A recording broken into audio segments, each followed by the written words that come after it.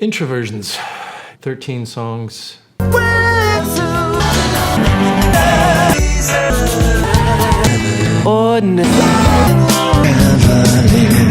They all have a similar theme of alienation. It started from just planning to do one music video, and it kind of evolved, and ideas kept coming, and it turned into 13 music videos that we put on a Blu-ray.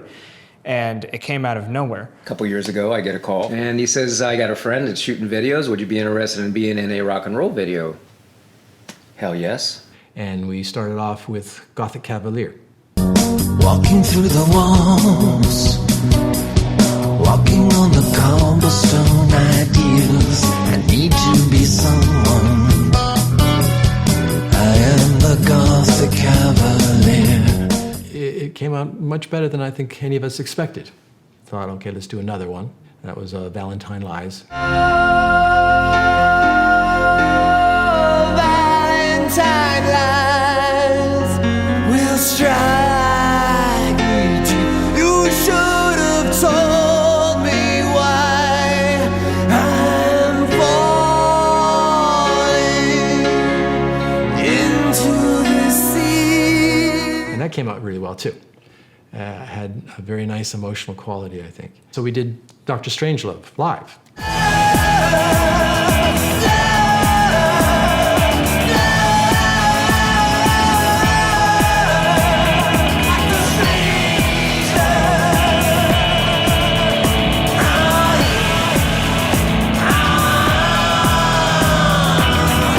It came out great, a lot of energy, completely different from the other ones. The YouTube reaction was good. And then it became evident that maybe we ought to take this even further. I've done another 4 or 5 videos. I can't remember how many now at this point, but a bunch. Oh yeah, three's probably good, and then it just turned into a whole visual album, Blu-ray album of 13 songs. Chris did say that was his mic drop, that he's probably done after that. However, I kind of look at it and see that I think that was more of the spark for him. And I thought, okay, that's good. I'm going to focus on planning a tour. But unlike anything else in my artistic career, within the span of just a few weeks, I had a complete album playing in my head. And he approaches me and says, hey, let's meet. I got another idea for an album. I'm just like, okay, wow, that was fast. It's about 10 songs from start to finish. Melody, lyrics, the arrangements. I could hear all the instruments in my head. Instruments I didn't really know how to play very well, but I became obsessed. So I thought I had like maybe 4 months from that conversation. I don't even know if this is gonna happen, is what he told me. But I wanna try to make the music videos again. 3 weeks later, I get an email that says, oh, the album's done. And not just like done roughly or anything, it's done. Let's get started. And I was just like, what? And so my 4-month window to figure everything out turned into about a month. Anyone who had any contact with me knew something was up, because I was just this maniac in my studio 24/7 in this manic frenzy. Should have been put in a straitjacket probably. And then when I started recording, I found that the first takes were usually the best takes, and that's what I ended up using. And that enabled me to record the whole thing from start to finish in under 3 weeks. I had from the very beginnings, when I started laying down the drums for number 1, all the way to the very end of Metaphor, and then mixing it, and then having it mastered. Complete. Probably the best thing I've ever done. But it was a remarkable experience, and I just had to get it out as soon as possible. And here we are at the end of the shooting, and it's incredible.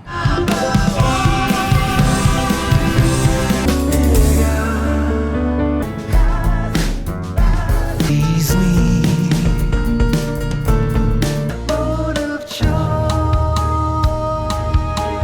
I was slinging slights, there's just a little abuse. Arpeggiate.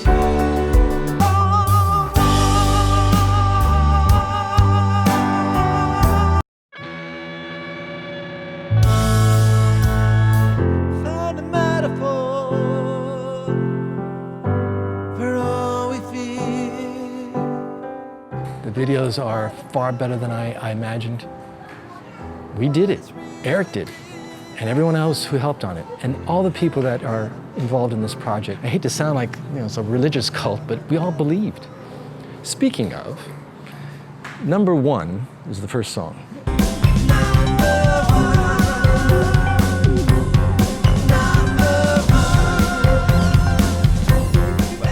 And I am mystified by how humanity, not just our country, but other countries, have this obsession with being number one. Whether it's a sports team, or their religion, or their country, or whatever it is, what does that mean? And how do you find a criteria for what is number one? Even in the music business, you have the charts. So if your song gets to be number one, does that somehow make it better than somebody else's song? We're talking about creativity, arts. But I also realize that if people don't know who you are, if you don't get out there somehow publicly, they're not gonna ever have a chance to see what you're doing or listen to your music. Yeah, well, with the new album came out, number one got on the charts and was actually on the charts for 5 months. I didn't think it'd be on there for a week or at all. And it kept going up higher. I didn't get to number one, but it did get to number 13 and stayed there for quite a while. But number 13, that's a cool number to have. And it just recently dropped off the charts, but I've heard from some radio stations that are now not only still playing it, but they're picking up 2 other songs off the new album, Virga and Slinging Slights. We're getting these opportunities to play festivals now and possibly get on some national TV shows. I thought we really need to put a whole show together here and not just play a few songs. We'll see. Maybe the word's getting out, because I am getting some feedback from people that say they're excited. They've been wanting to see this music performed live for years, and I have not done it. Chris said, would you be interested in, maybe doing a band and maybe do some traveling or something? I go, absolutely, bucket list, because he's been popular in the past. So looking forward to our gig coming up in a couple weeks, and I'm here to rehearse. So what are we trying to do here, Jody, with this band? We're trying to be rock and roll stars. Well, you are. You're right? already a rock and roll star. What the hell is a rock and roll star? Well, it's a Chris Sluka. No, I have no idea what that even means. Well, I don't know. You look like you got it going on to me. What we're trying to do is not to suck. Well, that is what we're trying to do. That goes without saying, though. You played CBGB in New York. You know I how did that play. is. And it's all about trying not to suck. Mm-hmm. I keep saying, I hope we don't suck. Because I really do hope we don't suck. So, James Corden wants to see a low-tech recording of us playing at a small place. Apparently Jimmy Kimmel's people, whatever that means, have heard about this, so now they are interested as well. So it's all about us not sucking. Meanwhile, the song number one got a lot of airplay, and so I guess everyone's trying to get their head around this whole thing. Is it still on the charts, or did it fall off? Fell off last week. But hey, 5 months. Jody, she plays a mean bass. I am doing. I'm just doing. That's all I'm doing. Maybe what if we just ba ba ba ba ba. I can do that. That's easier. Because it just felt like maybe we were getting a little slower in that section. And she certainly has a unique personality. I could play the bass. So I want to go, across overseas and play concerts and stuff like that. I really want to do that, and I hope I get the opportunity to do it. If it doesn't happen, it doesn't. Hey, sorry. There was so much traffic. Yeah. How you guys doing? Whoa. More stuff. So I made those changes we talked about, Okay. and I gave you more capabilities. I also have it so that all this can just go right into the case and lock it up, and it's just really easy for me to set up at the gig. Okay. So when we start going on tour as well, I want to do the same kind of thing where we can just set up in minutes. That's the Sweet. I haven't really played much in a rock and roll band, so it's nice to bust out some new chops and learn some new material.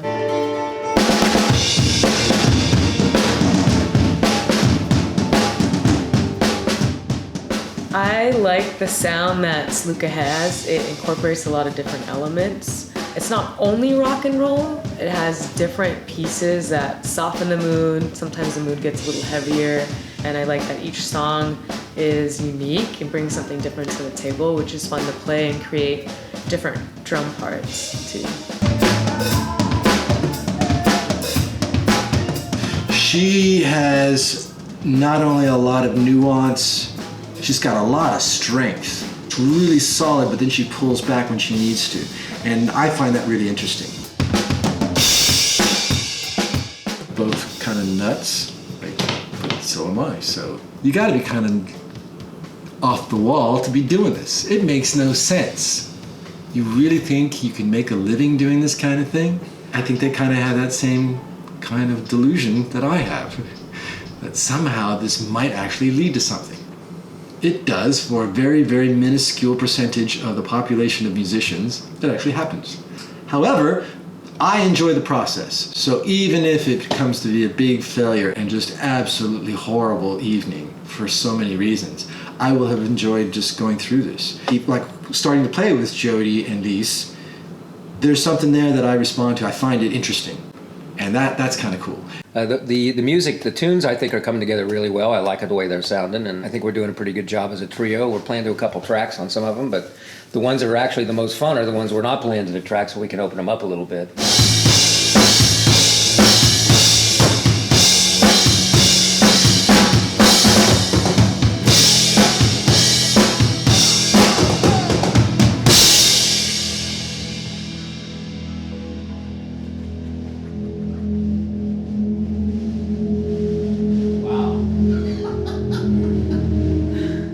We have been offered 5 dates in June in New York. I mean, You know it's gonna be hot and humid in New York in June, right?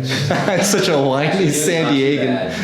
At least 5 nights, probably Okay. a week, A week. 10 days off. yeah, I'm stoked to see how we sound together in a performance situation, as there's always different curveballs that often arise, and it's how to overcome that, how to recover, and it'll be our first live performance. I'm sure we'll learn a lot.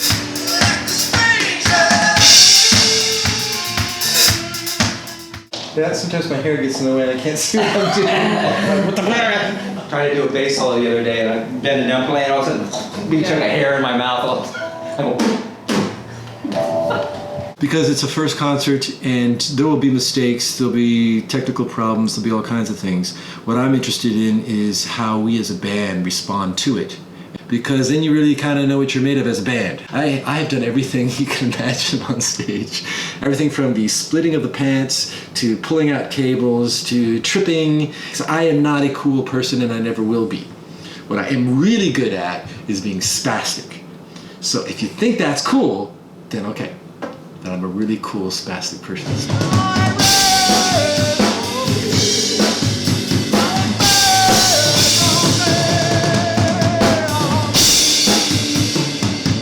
I've noticed that none of us take ourselves too seriously, and that's great. It's the lightness and how live music should be. I'm looking forward to seeing what a future tour would be like with the three of us on the road. I think it would be a lot of fun, for sure.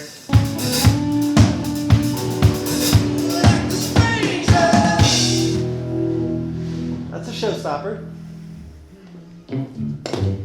This being our first show and our first video opportunity has really challenged us to rehearse weekly, run through the set a few times, and know that getting a good quality video could lead to some really cool opportunities.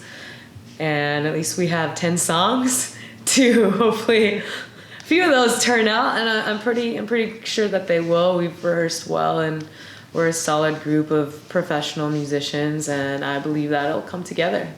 We'll be just fine. I'm not worried. We'll see. Yeah. We'll see. It's a show to tweak. We're going to find out what works, what doesn't. Yeah. If we have to be more animated, less animated, we don't know, you know, so yeah, we'll see. It should be fine. Anybody who hasn't heard about us or whatever and they see us for the first time, the jaw drops to the floor and they have no idea what it is they are experiencing. They're experiencing it doesn't suck bad. Yes! We need some of that. Yeah. Yeah, we need some not sucking. Yeah. What's the number to 911?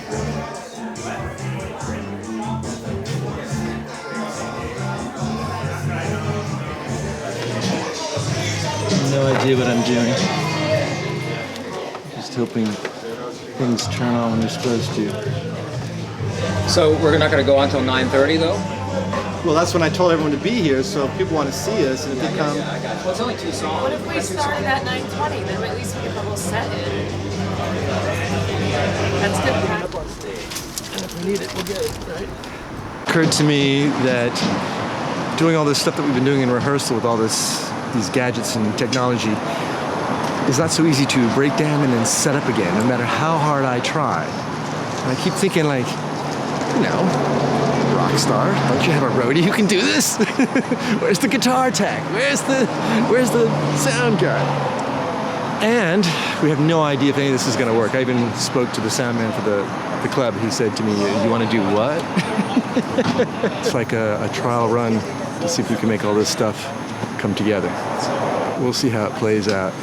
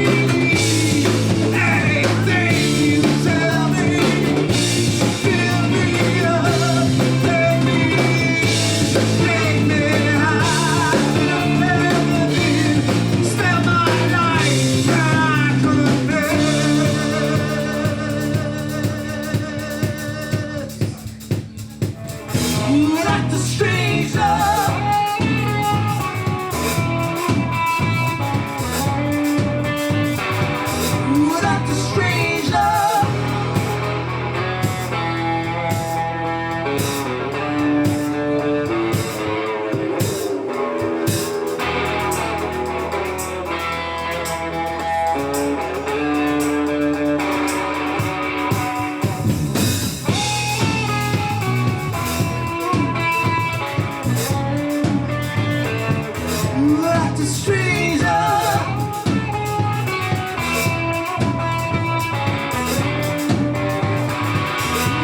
a stranger.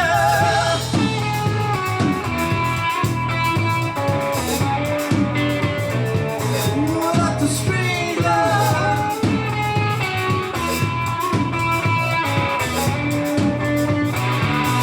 Like a stranger.